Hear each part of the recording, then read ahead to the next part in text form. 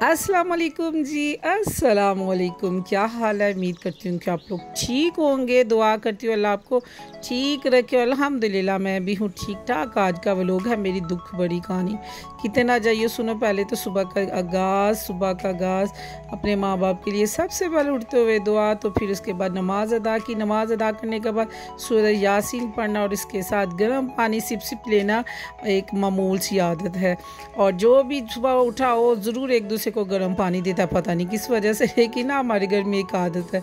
अभी दिन चल रहा है। अच्छा मैं आपको बताऊँ, जब आप उठे हैं तो सूरत हशर की जो आखिरी आयत है ना, इसका ज़रूर विर्द किया करें, यानी कि इसको ज़रूर पढ़ा करें। इसके बाद सूरत बकरा की आखिरी आयत को भी ज़रूर पढ़ा करें। अपनी ज़िंदगी का मामूल बना लें। आप देखें कि दिन का आगाज़ जब आप अल्लाह के पाक कलाम से करेंगे, फिर आपका दिन कितना खूबसूरत सोना सोना गुजरेगा। और फिर आप अल्लाह की रहमतों को लूट लूट कर सारा दिन जो है फिर रात को सो जाएंगे, फिर दिन का आगाज़ करेंगे।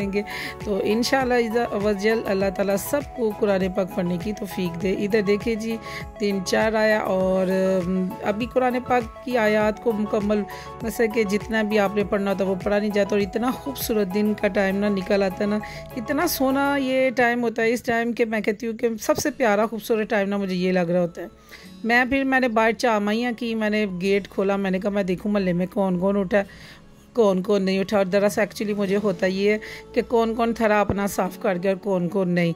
तो ये पानी तो ज़िंदा निशानी है कि हमारे घर में हमसायों ने ये साफ़ कर लिया और पानी हमारे दरवाजे के आगे गरा कर दिया।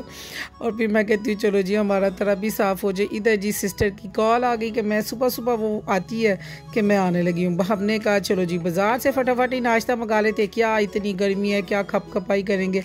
तो इधर जी भाभी ने बनाया जी फालसे का जूस और साथ आड़ू का जूस। मैंगो उसने काट लिए और एग फ्राई किए। चने आगे बाज़ार से देसी घी का मंगवाया गया जी हलवा स्पेशल। और ये देखिए मुझे बड़े पसंद है ये चने, इतना मज़ा आता है ना।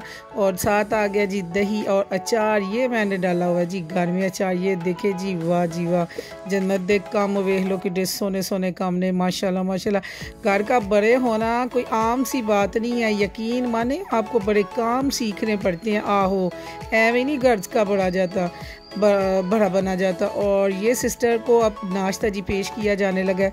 अच्छा जी सबसे खूबसूरत टाइम ये था कि मज़े की बात कि सुबह सुबह हम सारे इकट्ठे हुए 7 बजे आ गए और मैं खा रही हूँ जी आज का घर की रोटी। बाज़ार का जो नान है ना मुझे बड़ा डिस्टर्ब कर रहा था। एक्चुअली मेरे पे गाल ब्लेडर नहीं है, तो मैंने कहा चलो घर की रोटी खाया करें, क्या बाज़ार के खाने ना।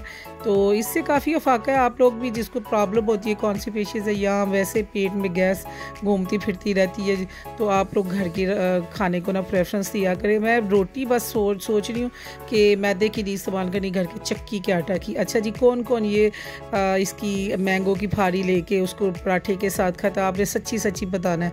और साथ हो लस्सी का गिलास, तो फिर हा कुछ ना पूछो। और ये भी वक्त था जी बड़ा मज़े का। हम सारे माशाल्लाह चारों बहन भाई और हमारी भाभी, हम लोग पाँचों बैठ के नाश्ता कर रहे थे।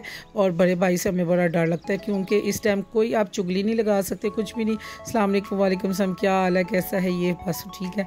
अच्छा घर में ऐसा ज़रूर होना चाहिए, बड़ों का ना रोब एक होना चाहिए बड़ा खूबसूरत सा। अब मैं अक्सर लोगों को देखा नाश्ता करने बैठे हैं तो चलो जी बस चुगलियाँ शुरू।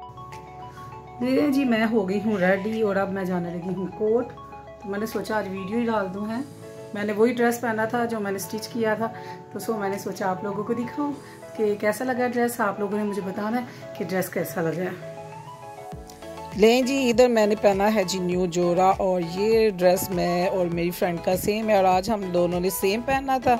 ये ड्रेस मैंने उसकी बर्थडे पे उसको गिफ्ट दिया था, तो मैंने कहा हम दोनों इकट्ठे पहनेंगे। तो मैंने कहा आज जाना भी ज़रूरी है, तो मैं अब पहन के, तो मैंने कहा थोड़ी सी फ़ोटो सेशन हो जाए। कुड़ियाँ ते नवे जोड़े पा के फ़ोटो ना खिंचान, अल्लाह एक कभी हो सकता है बताएं जी कौन है मेरी तरह। मैं तो बस कपड़े पहन लूँ ना, तो मैं कहती हूँ मेरी 4-5 फ़ोटो बना दो।